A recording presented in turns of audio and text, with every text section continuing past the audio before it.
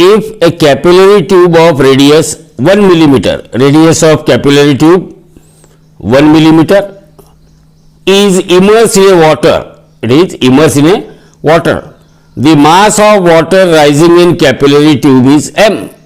So m1, that is mass of water rising in a capillary tube is what? M. So here is a capillary tube of radius say r1 equal to 1 millimeter, and here there is rise of water in a capillary tube whose mass is m1 equal to m.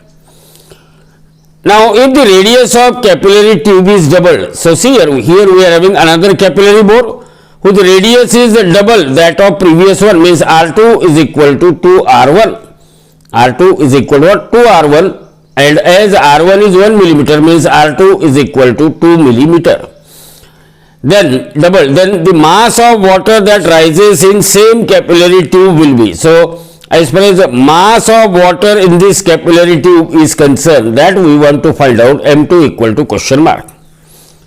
Now we know that rise of liquid in a capillary tube is given by formula H is equal to 2t cos of theta divided by 2t cos of theta divided by r rho g, r rho g.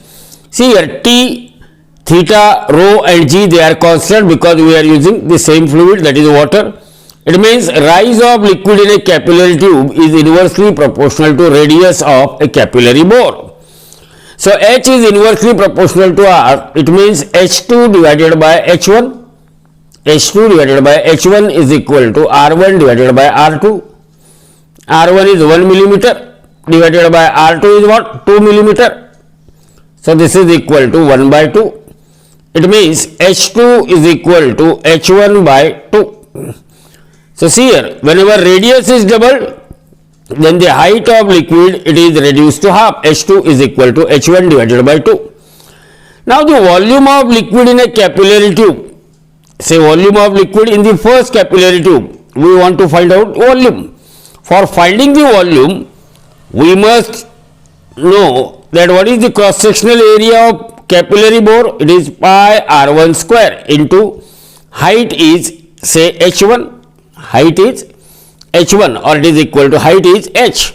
So pi r1 square into h1, and volume of liquid in second capillary tube when radius is doubled, V2 is equal to pi r2 square into h, pi r2 square into h.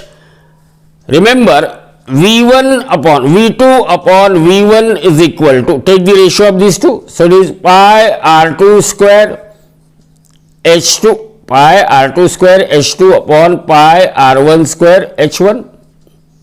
So this pi get cancelled.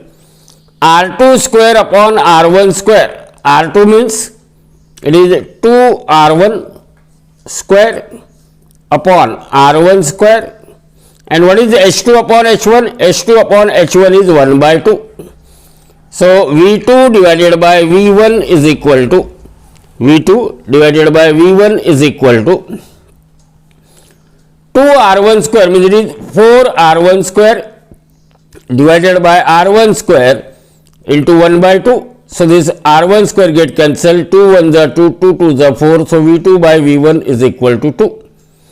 But we know density is equal to mass upon volume.